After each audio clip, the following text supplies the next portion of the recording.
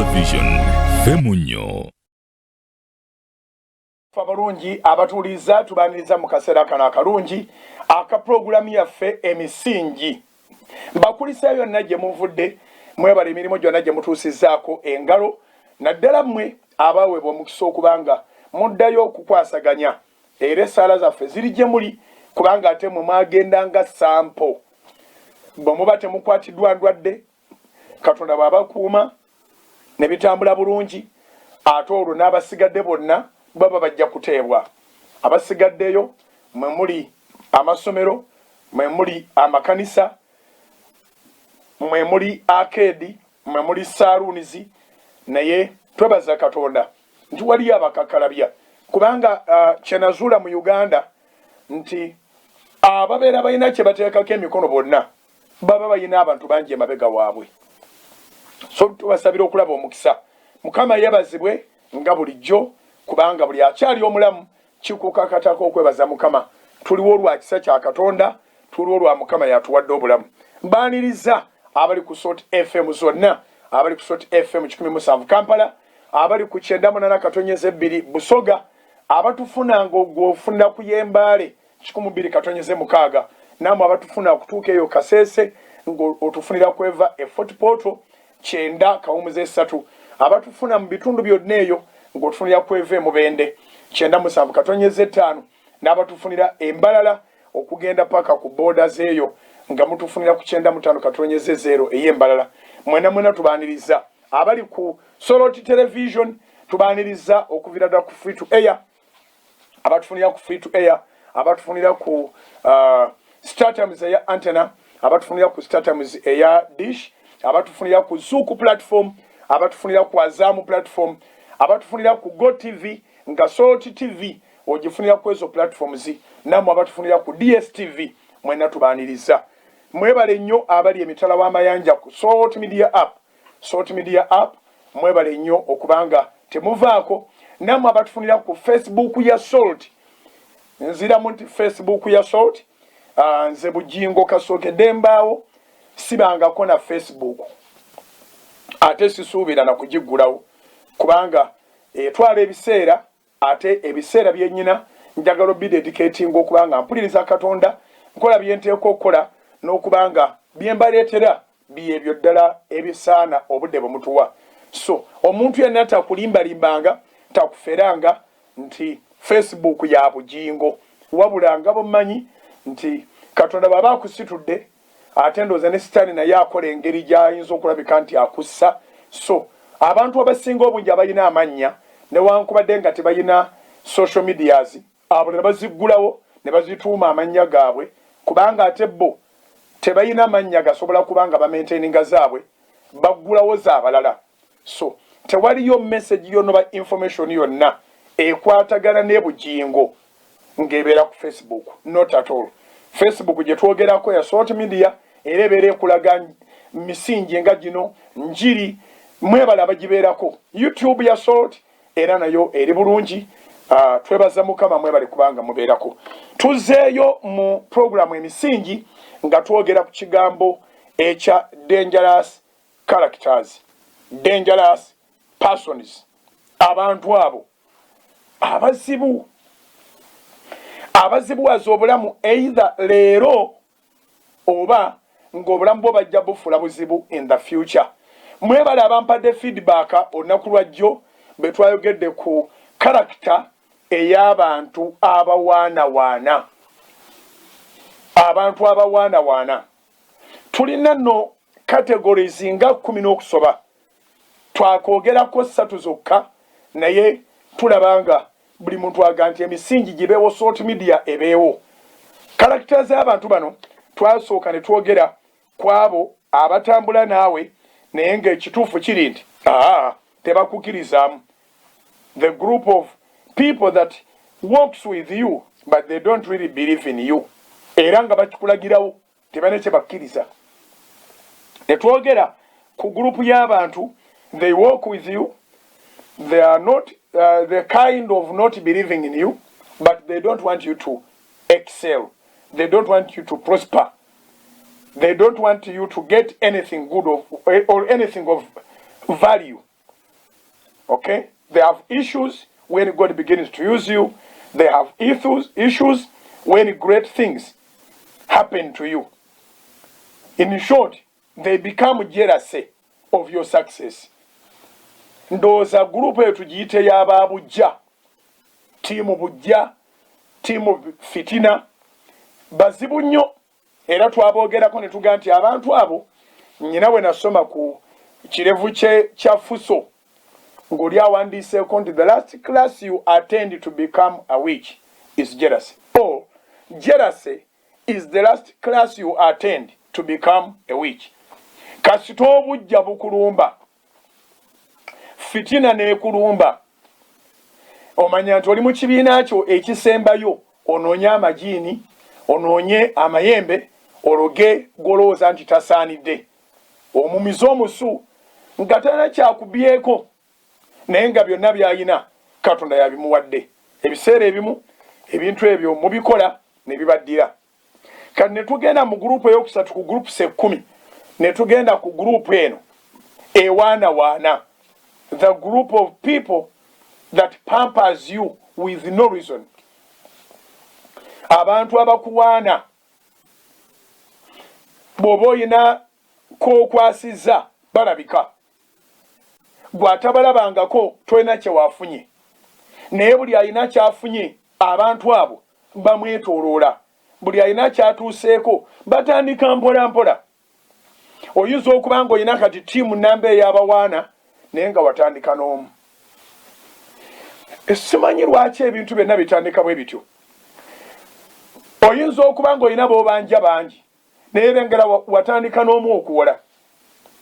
Owolayo omu, bonna beewola ne bajja, oba ani abakommunikatingira. Oyinza okuba nga gw'owagiranye embaga, nga wawagira embaga ya muntu ogwo n'oteekamu ssente, kati embaga zikujjudde ku mmeeza, oba ani abulira ab'embaga nti kati gwe owagiranye eby'embaga obiteekamu ssente. Bwe bityo. Naye abantu abo bonna ekyewuunyisa nti bw'oba mu bizibu tebalabika.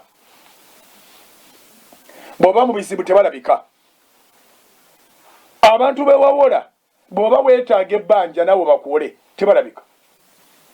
Abantu bewasondera ku mbaga bw'otuuka mu buzibu obanga mu nsi abaddemu obwomu, ate nga buli mbaga bagiyinamu omukono.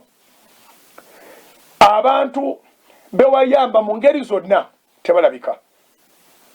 Abamu kye baava bakola conclusion nga nange mwendi nti bwe mba ne kyenkoze siina kyenkusuubira kuzza, siina kyenkusuubiramu ku kintu kyonna kyenkukolera. Nayiga nti bwe mba ne kyenkoze nkikole ku lwa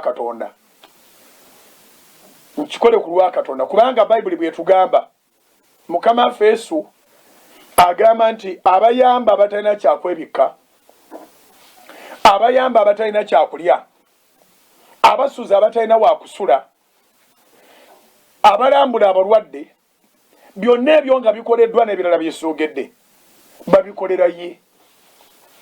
Era baabuuza nti waliddi mu mbeera bw'etyo? Naga nti bwe mwakikolera omu ku abo mwakikolera nze, naye mwabaagano kikola, kati mugende muzikirire.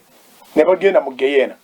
So weewale Geyeena, yamba abantu newankubadde ababo bennyini ab'omusaayi nga tolina ky'osuubira in return. Kati waliwo bano abantu abajja kategole gye tuliko kati ey'okusatu ey'abawaanawaana nga banoonya kukusuulira ddala. Kyenjagala tuddemu tujjukire nti abantu abo but dangerous people. Ekigendererwa kyabwe kiri kimu, approach zaabwe z'ez'enjawulo. Bali abatambula nawe nga tebakukkiririzaamu tebaagaliza. Bano abatambula nawe nga tebaagala obasinge, nga bw'obaako k'ofunye basitula omwoyo w'obujja era nabo butayagaliza. Bano abakuwaanawaana ne bakupikaapika, mwampadde amannya mangi agamu nageerabidde, amannya ge bayitibwa opika Kajubi ani erinnya ly'enseenene baaliwamba ne lidda ewaabwe Kajubi ewaffe Masaka banseenene naye kakati abajubisa basudi abasudiya leetayo ekigambo kyonna nabe ekigendererwa kyabwe kifaanagana n'ekyabali abasooka tebakwagaliza era bw'ogwa mu kitimba kyabwe n'okkiriza okuwaanawaana kwabwe mu bbanga ttono nnyo oba otuuse ku ttaka bw'otuuka ku ttaka nga batema ng'enjogera ennaku zino bonna nga babula balinga abalina essomero mwe batendekerwa okulaba omuntu aliko kyatuuseeko ate bangi ekimala nti nga mwavudde bweru mwenna mwaze mu Desemba kulya nnaku nkulu babamala weebali abamala okuwaana abava mu Amerika okuwaana abava e Bulaaya okuwaana abava mu mawanga g'Abawarabu okuwaana abava okumpi n'ewala okuwaana abava e Canada okuwaana abava e South Africa weebali abamala abawaanawaana basudi bagiwa omuliro bayitirivu waliwo ababagwamu ne bayiga ku muwendo ogw'ewaggulu ennyo. There are those who landed in their hands and they land at a high price. Kati baabeewalira ddala bw'abajja ajja n'agenda n'akola ebintu bye n'abimaliriza nga tewali ategedde bw'ayagala n'abakoonako ng'abantu be nga bakyaliibe nga naye anaatera okuddayo bonna ne bawulira disappointment ey'amaanyi wajja ddi lwaki twayogera twawulirako twalabikoli kuno naye nga gwe ekyokoze omaze okikola kubanga wayiga obulamu buno tusasula school fees ku ssomero ne tusasula school fees mu bulamu buli lunaku tusasula fees ebintu by'oba tomanyi bw'omala okulugwamu n'ogwa mu kitimba kyenva ntera banyonyola nti tolondola togoberera bireke oyo fees kati ekyo tokyaddamu kigwamu ogende waddako kubanga abamu obalemerako n'okutta batta. Tugende mu bikola by'abatume essula ya 16 olunyiriri olwe 16. The book of Acts chapter 16 verse 16. Tugenda paka ku verse 18. Awo olwatuuka bwe twanga omuwala yaliko dayimoni alagula n'atusanga eyafuniranga bakama be ebintu ebingi olw'okulagula. Oyo bwe yagoberera Pawulo naffe n'ayogerera waggulu ng'agamba nti abantu bano abaddu ba Katonda ali waggulu ennyo, baddu ba Katonda ali waggulu ennyo. She's recommending where she's not supposed to. Waliwo abantu abakulikomendinga nga tebateekeddwa era nga recommendation yaabwe bwe kusendasenda n'okkiriza ogenda gwa mu kinnya. Kino kenkyogereko wali okirowoozezaako nti amabanja galina babulooka? Kenkiddemu. Wali okirowoozezaako nti abagaba amabanja balina babulooka? Manerenda ng'alina babulooka be babasaasaanya mu ngeri yaabwe. Oli najja n'akufuukira mukwano mangu nnyo, akumanyidde nnyo, mufuuse ba mukwano mangu nnyo n'akuintroducingira idea ya manerenda oyongereze ku by'obadde olina.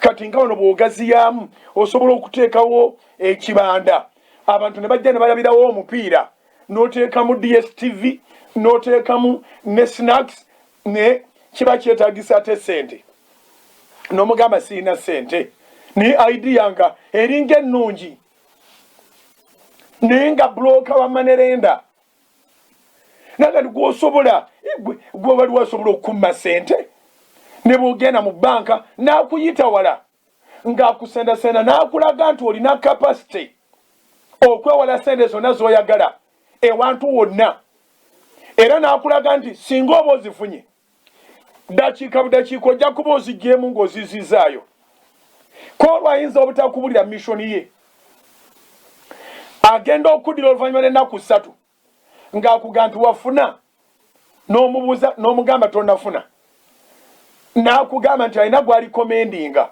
asobola okuwa ssente zonna ze weetaaga n'omuwa omusingo okukakana ng'okiwuliriza n'akugamba nti asobola okuwa miliyoni nga 12 oba 15 olwo ng'obugagga bwo bulinga mu miliyoni bwogeraganya buli mu 5 oba 6 ate kino bakulaze kigenda kuleeta ssente n'okwata ebintu byo by'okoledde ebbanga n'obiwaayo ebbanja weebuuza n'okwebuuza engeri gye waliyingiramu ng'olwo otandise okubulwa emirembe ne pressure zikukuba n'abaana tokyabasobola n'amaka mukyala tokyamusobola ng'ebbanja likutudde mu kifuba naye nga lyava ku likomenda era nga likomenda yakusemberera nakukuwaanawaana olina kye weekoledde ate osobola okugaziramu ate osobola okukola bwoti naye nga anoonya naye ali ku komishoni anoonya baasula mu mabanja ye bamuwe enjawulo ye bamuweeko ezize ebiddako awo otoba bibyo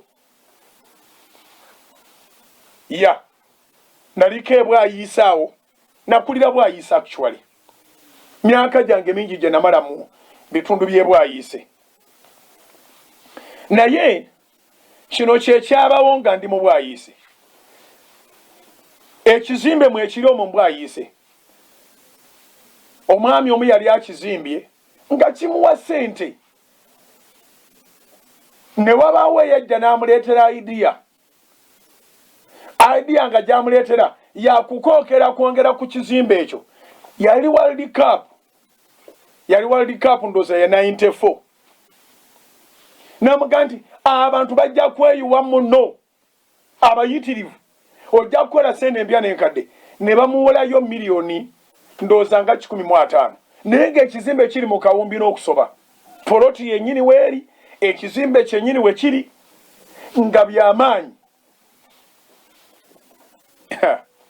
ssente n'azeewola n'agezaako okuba nga akola n'akubirira ku sipiidi abantu World Cup bagirabira ewuwe World Cup n'etuuka mu makkati nga pulojekiti gye baamusomera basudi abakusanga ng'oliko wootuuse nga pulojekiti tetambula eba enaatera okuggwa World Cup lwatandika okuba nti pulojekiti alinga agimaliriza okusolooza ssente nga ssente zivaayo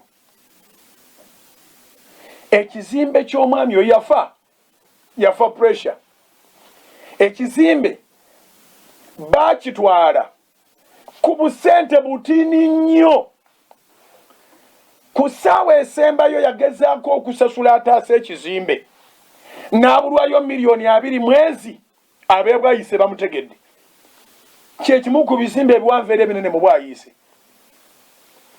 va ku Edeni nga weeyongera eri okitegedde n'abulwayo miliyoni 25 manerenda ekizimbe n'akitwala ne batandikirawo okukyoperatingiramu actually ne bakifuulamu hotel and so forth and so on ate tibaba na mutima abakwetolola okusuddiya oluusi baba bawendule nga yogo gwe mulimo gwe bayibuli eno temulimu kitaliimu listen this young girl is recommending but nobody has asked for the recommendation. Acts chapter 16 verse 16 awo lwatuuka bwe twali tugenda wali awaasabirwanga omuwala yaliko dayimoni alagula n'atusanga eyafuniranga bakama be ebintu ebingi olw'okulagula olw'17 oyo bwe yagoberera Pawulo naffe n'ayogera waggulu ng'agamba nti abantu bano baddu ba Katonda ali waggulu ennyo ababuulira ekkubo ery'obulokozi. You can imagine omusamize passion agijjawa okuwa recommendation ababuulira enjiri y'obulokozi, naye bw'oteegendereza asobola okusendasana n'ogamba kasita tannwanyisizza, naye nga strategy gy'akoze tewaliwo okukulwana kusinga okwo. You can imagine munsonyiwe nkose ekyokulabirako kino si ngeri yakuvoola muntu yenna, era bw'obanga ye kategole mwogwa nkwagala nnyo era nkusabira nzikiriza nti olikyuka. But you can imagine ng'omukazi eyeetunda ow'olulango malaaya yawaana mukazi wo, omukazi oyo mutwale, mukazi omulungi ow'empisa talina mutawaana gwonna. Buli muntu ye mukazi gwe yandibadde atwala singa mbadde nnyina mwannyinaze ennyabula nandimuwadde omuwala oyo, naye ng'ayogera ebyo yeerenga alenga akaboozi akuwa recommendation ku muwala, kwegamba okujjako ng'omutwe gwe tegukola, naye bwe guba gukola oteeka okulowooza broadly out of the box noga naye ono eyeetunda lwaki alikomendinga ono, omukwano ogwo agujjawa? Kati n'olwekyo waliwo atakulwana kukuvuma na kukugamba bigambo, naye nga recommendation ye kyekyokulwanyisa ekisobola okusaanyawo obubi n'okusinga okulwanyisa. Waakiri okulwanagana n'omusamize ku kitundu ne muyoma ne bamanya nti muli kabwanango okusinga okubanga omusamize akuwaana.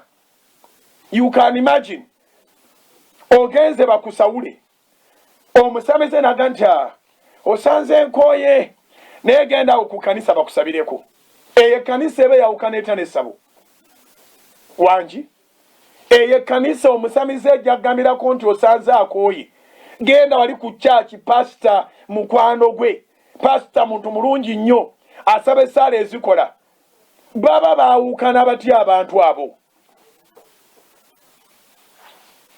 So olwaleero nyiza oconcentratinga mu kirundu kino ekisooka ekya program ne concentratinga ku recommendation. We all need to be recommended, we all want to be recommended, but who? But who? Fenna twagala recommendation mu Luganda kyeki, fenna twagala okutusemba nebaza Mukama olw'Oluganda lwe yampakira mu mutwe, fenna twagala abatusemba. Buli omu yandyagadde omuntu amuteerayo omukono amusembe, amuteerayo akabega, naye ekibuuzo kiri nti ani akuteerayo akabega? Akuteerayo akabega omuyita otya? Fenna twagala okuweebwa amagezi, naye ekibuuzo kiri nti ani akuwa amagezi? Amagezi tugeetaaga. Ewaffe Masaka bagamba nti amagezi muliro, begakugwako ogakima ewa munno, kubanga omuliro ewaffe ku kyalo nga teguzikira wateekwa buteekwa okubawo neyimba eyavumbisa eyabissa amanda. So ogujja ewa munnowo ewa muliraanwawo n'amagezi bwe gali, amagezi muliro bwe gakubula oganone wa munnowo, naye ani gw'onoonako amagezi kye kigambo ekisinga obukulu. Sigenda kwerabira, nali muvubuka muto nendaba omusajja ng'afiirwa ekizimbe kye ebwayise, nembuuliriza sitole nenjitegeera, nentegeera nti yali yeekolera bintu bye, alitayalinze. Actually sente zonna yazikola bweru, yazikola bweru. Akomyewo atudde nga n'amaanyi kati gamuweddemu, waliwo wootuuka nga tokyasobola genda Japan kola oba ewalala. Amaanyi gamuweddemu, ataddewo retirement structure ye, income ye wegenda okuvanga, ne bamwongerako amagezi ayo akookereko waggulu ku kalina waggulu eri, ayongerezeeko ekibanda kye banalabiramu World Cup, ayoole buyoozi ssente. Akulagirira okuyoola, yaba yakayoola mmeka? Asobola okuba nga yeekwasa nti talina kifo waanaateeka waanaayoolera, naye kebera motives ze. Omusajja ekizimbe kyagenda yafa kubanga amaanyi gaali gamugwa mu simanyi oba abaana be bali luddawa, naye kyemanyi ne bo balikula bajja babuliranga nti ekyo ekizimbe kyali kyammwe, naye nga abawuzi b'omu nyama basudi be baamusuula mu kitimba, endagaano gye yayingiramu n'etwala ekizimbe kye. So recommendation muzeegendereze. Abamu kati njogera naawe nga baamala dde okuggyako ssente, baakuleetera idea ne bakulagirira n'essente gye ziri, zikulemeddemu, zikulemye okwekuula. Osasula naye buli lunaku amabanja g'abamalenda gamultiplyinga. Banka zirina system gy'osobola okugamba nti yeesigika, naye bano bo baba batwala ekintu owandiika nti ntunze,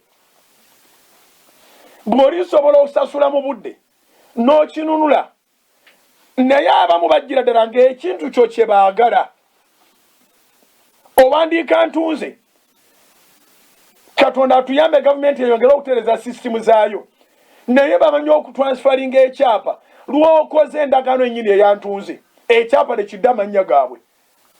Bwe baba bakikuddiza nga bakusaasidde, bakizzabuza mu mannya go, kiba kyakombako mu gaabwe, naye nga kyava ku bantu abasembera nga batuwaanawaana, ne baagala bakugaziirize pulaani, ne baagala bakugaziirize amakubo aganaakuwa ebyenfuna ebipya, bo ge batakozesezza, ne bamaliriza nga bakututte n'obutono bw'obadde olina gye busobola okuggwerawo.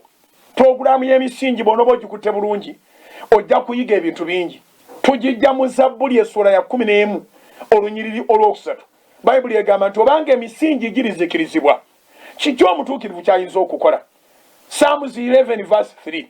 If the foundations are destroyed, what can the righteous do? Ekituufu kiri nti emisingi bwe giba tegiriiwo, toyinawo ogenda kuzimba, toyinawo ogenda kusulira bisenge, tewaliwo kyogenda kusobola kussaawo emisingi nga tegiriiwo. Kati emisingi gy'obuntu bulamu gyanyenyezebwa, emisingi gy'obuntu bulamu gyaseeseetuka. Omuntu yafuuka ensolo eri muntu munne, bateeka amannyo okungulu naye nga munda bakaawu. Maliriza ekitundu ekisooka, ngambye omuntu yafuuka ensolo eri muntu munne, bateeka amannyo okungulu naye nga munda bakaawu. Aba bulijjo ba dangerous persons bangi, ne mu kanisa abasumba abataagalana, abatayagalizangana, abalina obujja ne fitina ku bannaabwe, nabo tobala n'oga nti kaakati nno mu kategole y'abakabona, nabo bateeka amannyo okungulu naye ng'emitima gyabwe munda mikaawu. Olwo aba bulijjo tulagewa. Kati ffe kye tuva tusalawo tukole pulogulaamu emisingi osobole okwezuula. Bw'oba ogwa mu kategole eyo oli feriya. Kategole zonna owakanya, tokkiririzaamu, ofuna enziro gy'osiga ku bintu, oba oli mu bano baakatulako ebisebuka abawaana oli oti gw'okikoze ennyo gw'osinga okukola, oyo omusajja bbaawo tamanyi mukazi w'amaanyi gw'alina, essente z'olina singa oyongeddeko zino nga owaanawaana, naye ng'era naawe toyawukana na banno, omutima gwo nga mubi ekigenda ewala. Abantu abo gye bali eyo. Akaseera ka lockdown, akaseera ka quarantine, akaseera ka curfew, ng'essaawa 2 zikusanga waka, tosaanidde kusuba pulogulaamu ey'emisingi. Kikuyamba okuba tooki mu booli nabo olabe ekiboozi kye baakuwadde ekisobola okumaliriza ng'olidde ebbanja ng'abamu wali walayira n'okulayira tojja kulya bbanja amabanja galina gwe gaabonyabonya ng'olaba galina gwe gaasuula gaamuzayo mu kyalo kati wafunye likomenda katulako ebisebuka gwe katukomewo tovaawo katugendeko mu bulango. Soul Television, Femunyo. It's in times of great difficulty that we should always give thanks to those who are there for us. So, to all our customers who have been there for their friends, their families, those in need, as well as us, we'd like to say thanks. Thanks for staying at home and staying connected.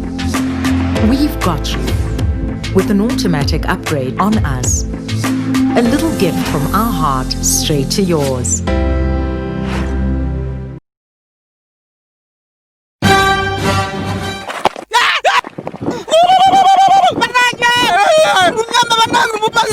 Hello? Police! Enze kayibanda banange muje munyame ngude mubatemu. Bante mudati bandekeze kantu.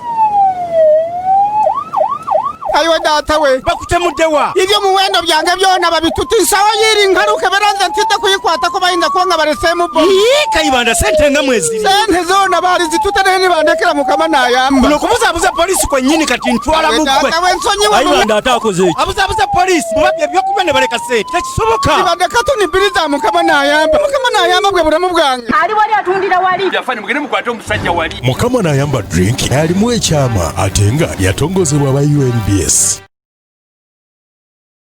Badia mujebale. I hope you're staying home to stop coronavirus. Tuchimanyi it's tough. It's not easy. To support you go through embere eno, chetuva tuwadde buli GoTV subscriber package eddako ku same price. Munyumirwe movies, soaps, comedy, cartoons, music, mwerabire ennaku. Ofune constant news on what is happening. We know things are not easy, so mwebale nnyo okubeera naffe ate naffe tuli nammwe. GoTV, live it, love it.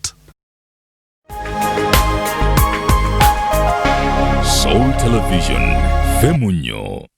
Kulikeyo mbulango obwo era nabo butabadde bungi mwebale kusigala ku Salt FM mwebale kusigala ku Salt Television mwebale kusigala ku Salt Media app emitala wa mayanja Margaret UK nkutumiddeko program buli lweggwa nompereza ka message mukama akuwa mukisa namwe mwe nabampereza message nziramu mpozo okubategeeza nti sirina social media wosobola kwogerera nange siberanga kona Facebook sijirina ate subira kubeera nayo nolwekyo ene information gyosobola okusanga ku Facebook olinga agitaddeyo nga pozinze ne bwaba ataddeyo bifaananyi byange naki bebo bafeeri abatalina mannya abatasobola kuggulawo byabwe ne biyimirira abalowooza okuggulirawo mu birala ate wegenerezanga nnyo era be bamu beŋŋamba abawaanawaana omuntu bw'aba anajja akose society era asooka najja nga bw'apostinga olowooza nti kirabika ebigambo bya mulamwa ennyiriri ennungi ebigambo ebirungi kubanga omulabe we aba akutambulirako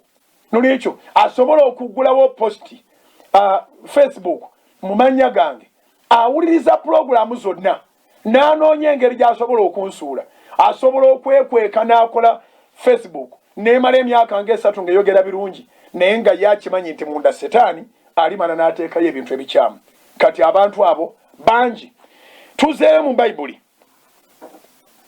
bikola abatume 16 okuva ku 16 awo lwatuuka bwe twali tugenda wali awaasabirwanga lwaki mbeera nziramu ennyiriri zino otegeere nti sitaani talina watateegera kati abagenda awasabirwa ate omulaba ono abeekiikamu atya omuwala yaliko dayimooni alagula n'atusanga eyafuniranga bakama be ebintu ebingi olw'okulagula ngenze ku 17 bikola abatume 16 onyirwa 17 oyo bwe yagoberera Pawulo naffe n'ayogerera waggulu ng'agamba nti abantu bano baddu ba Katonda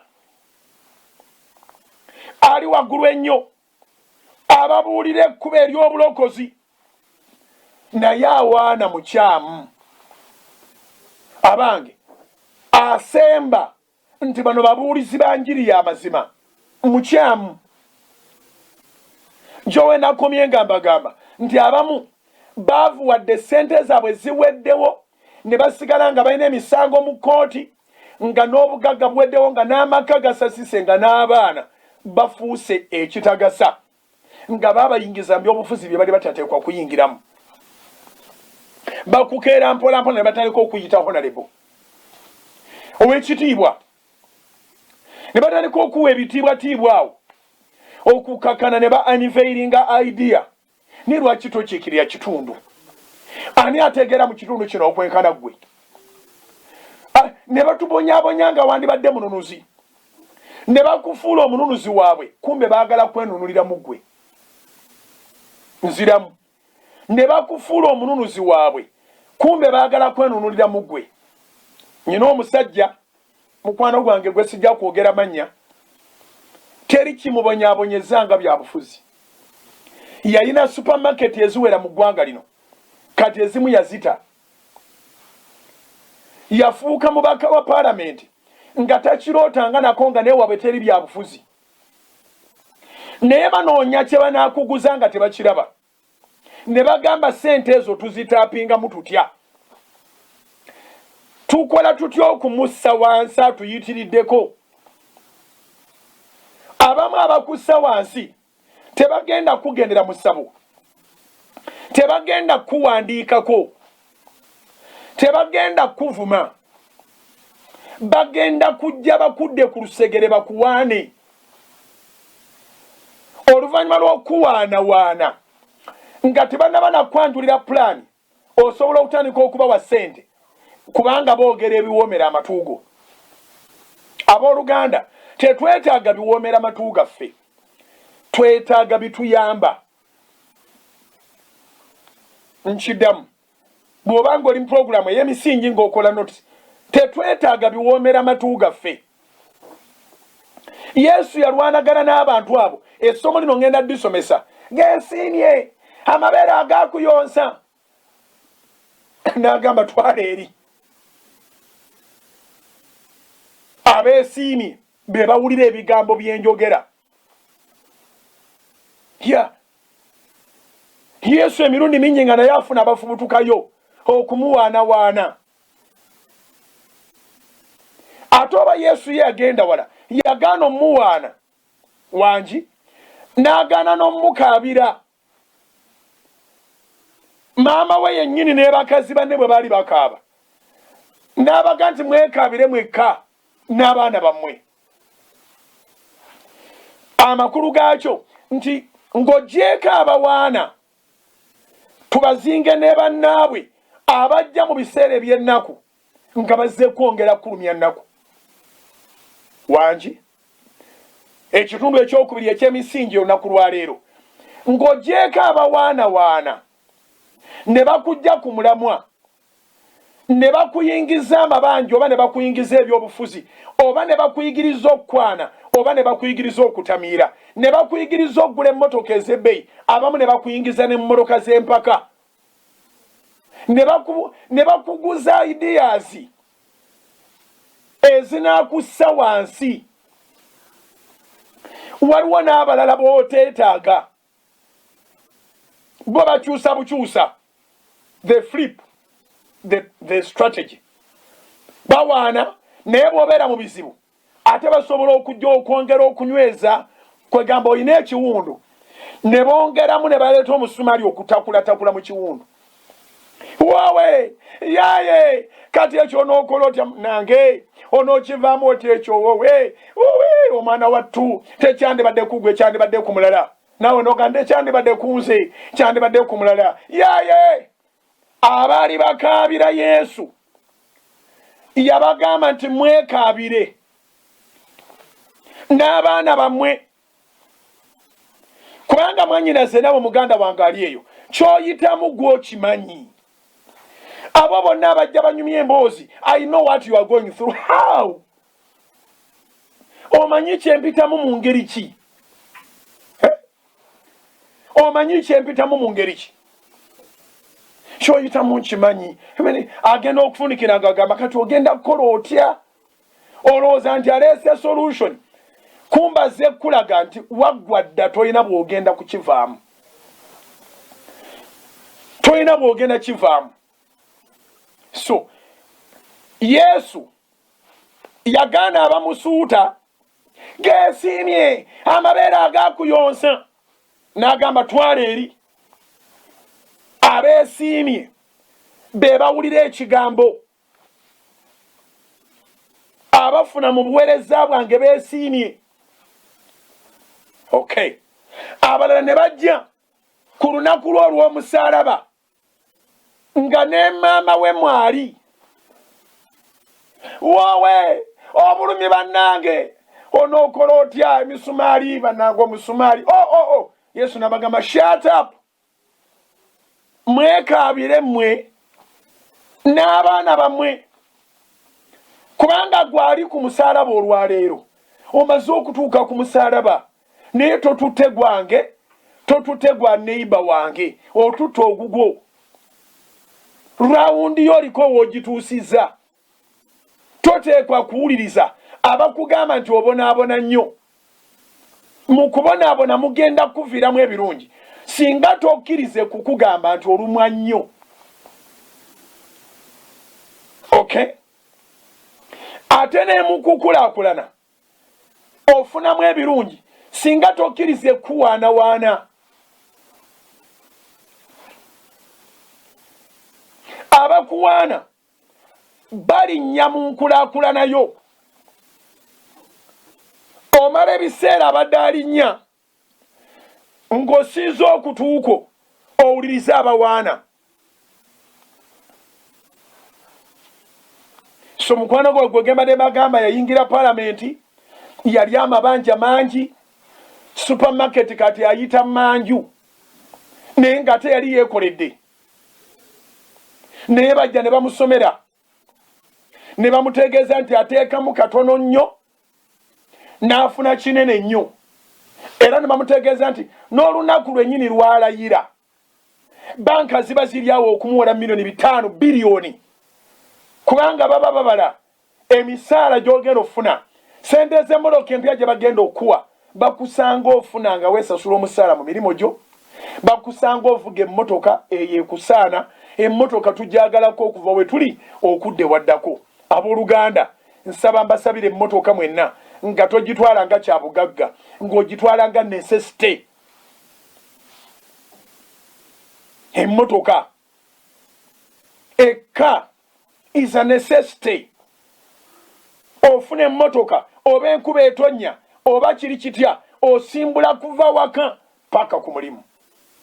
N'esiibayo ng'ekulinze n'ogiyingira n'oddayo eka, n'olidyusinga stress ow'okugenda ku luguudo ate oyimirire ate olinde. Emmotoka togifuna lwakubanga ogaggawadde, emmotoka ogifuna kugonza mirimu.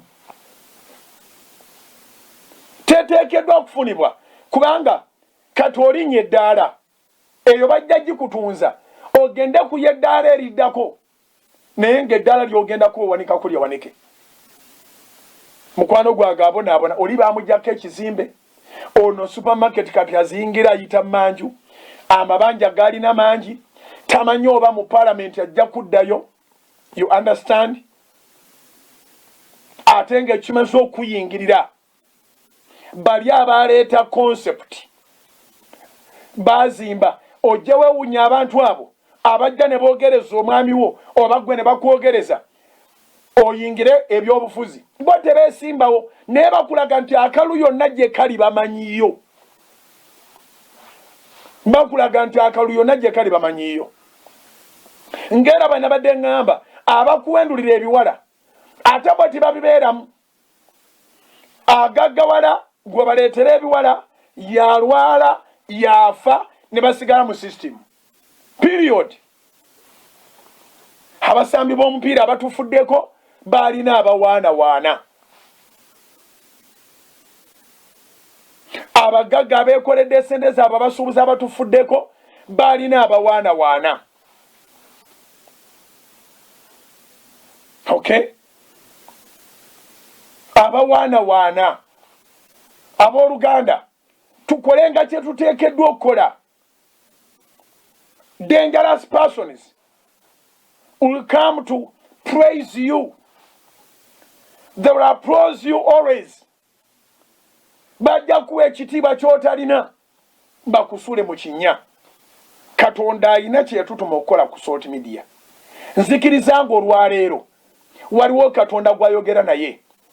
Topic ya dangerous persons eteekwa okuba yatandika olwa someone somewhere. Abadde ava ebweru n'ogukira mu mikono gyabwe, abadde azikolera wano n'ogukira mu mikono gyabwe, ova mu kyalo nga tolina gw'omanyi, bazadde bo batunze ettaka oba batunze ente oba gwe wennyini walima n'emikono gyo n'okungula ennyaanya zo oba obutunda n'oyingira ekibuga mu wiikisi 2 zokka nga baakutegedde dda era nga baakuwaanyewaanye dda. Okukakana yali azze okukola ng'oyize kiraabu zonna gye zibeera, ng'oyize abakazi gye babeera, ng'oyize omwenge, oyize ebintu bingi mu bbanga ttono nnyo. Naye na mukwano gwange kati yamala n'afa. Namwogerangako nnyo, baali bamuyita Mugisha. Mugisha oyo nga kizibu nnyo obuteesembereza muntu mupya abeera yakajja gye twali tukolera. Omuntu omupya oyo bwe yamusembereranga ebintu 3 ng'oteeka obikola. Mangu nnyo ng'akuyigiriza nti enviiri z'ekiraasi zikufuula wakabi mu kibuga n'ababbi tebakubba. Enviiri z'ekiraasi bwe wazivangako ng'akuyigiriza nti okubeera soba olina okusika ku njaga katono, tosika kenene katono. Mangu nnyo ng'akuyigiriza nti okunywako obeeramu n'akacupako mu nsawo obeere ku alaati. Mangu nnyo nga bayizedde okuyiga akawala gyako akatono. Mangu nnyo nga yatandise dde okulaga ebiwala. Ekyo akutomeza ekiwala. Naye abantu be yattako obussi Mugisha sisuubira kusanga nga yagenda mu ggulu. Naye ate sinze ndifuga asobola okuba nga ku ssaawa esembayo yalokooka ne yeenenya. Naye nga Mugisha akwata ku muntu n'amuyigiriza okukola amalaasi nga tomanyi na gye yagamuyigiririza. Ogenda okulaba nga obuviiri babusaze muno ekimemeya, obusigaddewo babuzinzezinze, babutaddemu amagi, bakoze biki. Ogenda okulaba nga abantu abayigiriza enjaga. Ogenda okulaba naye nga asooka kuwaana olese emaali nnungi. Omukwano gwe nga mwangu nnyo ajja ku maaliyo n'akutundirayo nga tonaba na kuyiga kutunda, sente zo n'azikuwa nnamba n'olowooza nti ofunye mukwano gwo mu kifo ky'oz'okukolamu. Kumbaze kujja mu system. Abeewalala nga tabalumba ne fe abaali mu leediyo n'amasaawa twatundanga leediyo n'amasaawa nga naye byatunda nga omulimu gwe gwakukendeeza abantu kweyongera mu leediyo n'amasaawa. Dakiika ntono nnyo oba oyize obwenzi, ng'oyize enjaga, ng'osiba amalaasi era ng'oyize n'ewalagi. Bye wajja tomanyiiko. Bajja beesesa naye nga balina ekigendererwa eky'okukusuula. Abantu bangi ababonyebonye mu lockdown, ababonyebonye mu quarantine, ababonyebonye mu biseera bino, naye nga oli mufunyi. Oli mufunyi. Olina omukisa gw'okukwata. Olina omukisa kugamba abamu baluyita lukisa naye nga ekintu ne bw'okwata ku kyadiba kiyitamu. Naye oyina emikwano kati. Ate nze nsobola okukugamba kubanga sikumanyi na gy'obeera. Katonda antumye okwogera naye mukazi wo yakulemu atolina bw'oyawukana abantu abo. Mikwano gyo bonna abamu bakulabudde. Bayithawo abantu abo babayingirawo. Abatuufu nga bagenda. Abantu abo babayingirawo. Abatuufu nga bagenda. Abatuufu bakulabulako nti otandise okuyingira mu gurupu enkyamu. Emikono egize gy'oli kati mikyamu nga tokyawulira. Kati ate bano ngeri gy'oba obawuliriramu baba n'ekifuta kino jjukira bakozi ba setaani. Baba n'ekifuta bwe batandika okwogera naawe obeera obakkiririzaamu okusinga b'olabidde ebbanga eddene. Kiwandiike. Abantu bano ababi dangerous persons nga bazze mu bulamu obwo obakkiririzaamu nnyo okusinga bomazena bebbanga eddene abantu abo basuula bizinensi abantu abo bakulemesa emikwano gy'obadde nagyo okumala ebbanga eggwanvu bwe balaba alabikanga onoomuwuliriza nga bamusala eggambo bwe riti ng'omukyayira ddala ne bwakuba toddamukwata ne simye n'ogiblacklistinga ne baga nti baasi oyo naye twamuwangudde ne bakwata muntu waabwe ne bawanika nga bamanyi nti obudde bonna bajjawo emikono n'agwa bw'agwa bw'oba ogudde ng'okoze loosi zo nga za bulijjo emario yakwatibwa ab'emusolo ebya bulijjo bw'obigwa oyimuka bw'ogwanga olina influence ey'emikwano emikyamu abaali bakuwaanawaana bw'oba ogudde ng'abakuwaanawaana be bakuviriddeko okugwa tekitera kubeera kyangu okudda engulu nkiddamu bw'ogwanga ogudde ng'ogwiridde mu basudiya ogwiridde mu bajubisa ogwiridde mu basuutasuuta ogwiridde mu bantu abo ab'ekikula ekyo bw'obanga yensibuko y'okugwako nga kyekikuviiriddeko okugwa okudda engulu kizibu balinga ababeerawo ne baga nti ekiyinja kimubeerereko ddala kubanga bw'omala okugwa basaasaana ne bagaba information nga bw'oli mu ssiru you mishandle the finances boogera buli kigambo kyonna ekiraga nti enzigi zo kati bazibulookinga so basuula abantu abo abooluganda siri mu kubagamba mu meka abali eyo mu society abasuubuzi abeekubira ekyeyo abalimi n'abalunzi abeekwasaganyiza ensimbi zammwe simwe beŋŋamba mwekka message eno erijja eno nze nyina experience nyina obuweereza mwe nali katonda ng'akola ebyamagero nga bw'okirowooza obujulizi nga bungi nga mukama yaŋŋambadde ekyokukola mu biro byakyo natandika okuwulira mu maaso ga mukama nti ŋŋenda kukola ekkanisa etaliko bisenge eno gy'olimu kati eya midiya mu mwaka gwa 2024 ne ndyoka mpulira ate nti bugingo yingira ekibuga osabe n'abantu bonna abalokole n'abatali balokole ekkanisa erinnya ne ndifuna house of prayer nga ngisomye Mateyo 23 Mateyo 21:13 Mateyo 21:13 ennyumba ya mukama eyitibwa nnyumba ya kusabirangamu amawanga gonna so simpuku y'abanyazi kyova olaba obunyazi sikolaganira ddala nabo nyina job description najja kulwanyisa bunyazi mu kyaki era abanyazi tebalina kyakunkola I am empowered and fully anointed to dismantle a den of thieves in the church. Naye wakati wa 2024 Katonda yankozesa nnyo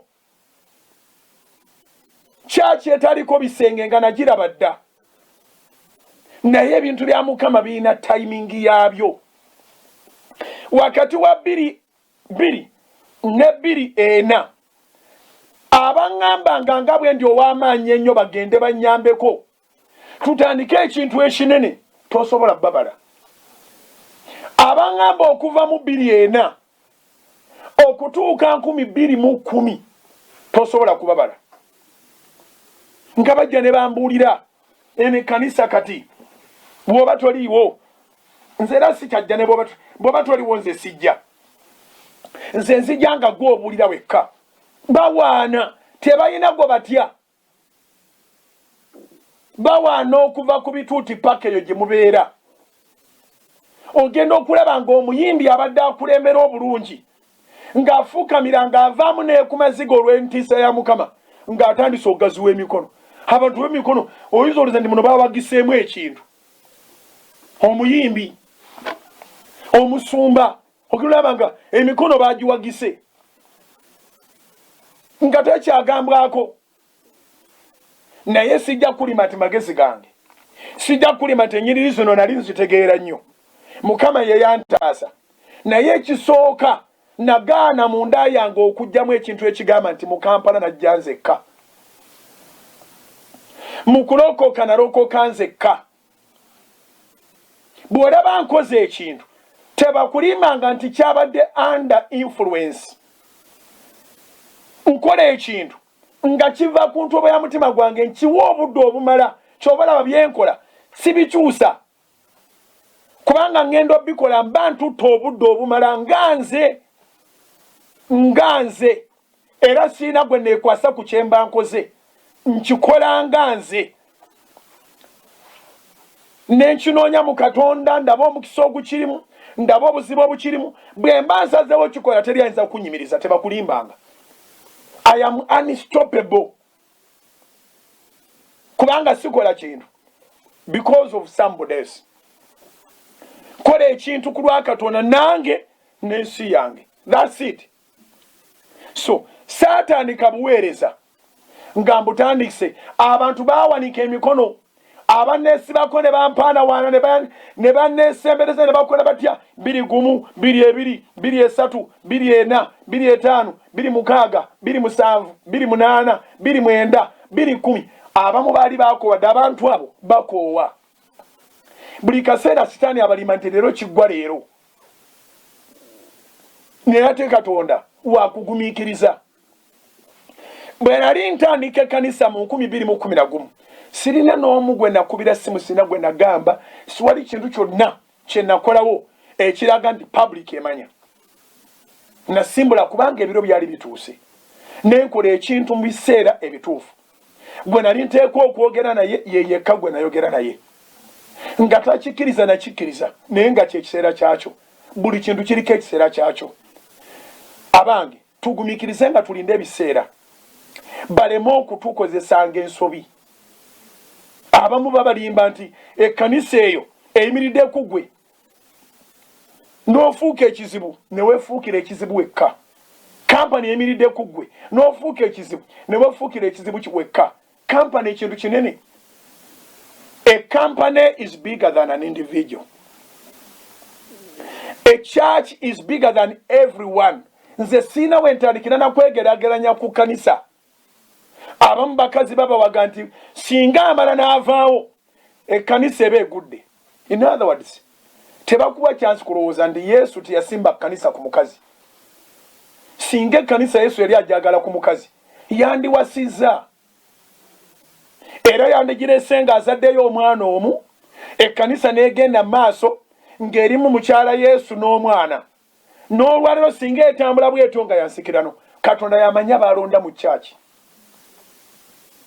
Abamu bagenda bazimba mpola mpola eyali yeekwatira Bayibuli ne bagikwatira n'emikono gyo n'obulofuna akusulira guno ne guno agusitule ogende booti paka ku kituuti. Bayibuli yegamba ti amalala gakulembera ekigo. N'olwekyo omukwano gwange yonna gy'oli Setaani gw'abadde atandise okuleetera ebigambo oba oli musuubuzi oba oli ku kyeyo oba oli mukazi maka oba oli muweereza mu kyaki oba oli musumba oba oli mukyala musumba oba oli eyeekoledde kati nga batandise okuteekamu ebintu oba oli ayinawo otuuse naye nga baga ndiyongerako looni. Beeramu amagezi. Abantu bano dangerous persons eggolo yaabwe eryegi kukulemesa mu nsi eno oveemu nga tona kyotuuseeko. Abawuliriza midiya eno nga mukola mu medias endala ffe tugaba amagezi wonna tebakulimanga nti oli presenter wa kabi n'oti omulimo gy'oli. Tebakulimanga nti gw'osinga okusoma amawulire kubanga BBC tugiraba, CNN tugiraba, Al Jazeera tugiraba, n'ezirwana endala nnyingi yonna si gw'osomayo. Buli w'obeera oli bw'olaba batandise okukuwaana manya nti Katonda yakuwadde awantu awo. It's an opportunity. Treasure that opportunity so that you don't lose it on fools. Kankyogere mu Luganda. Wonna w'oli bw'olabanga Mukama akuwadde enkulaakulana n'olabanga abawaanawaana batandise sala amagezi ogalire abakuwaana abasobola okwanukulirwawo banukulirewo nga Yesu bwe yagamba abamukabira nti bagende beekabire n'abaana baabwe.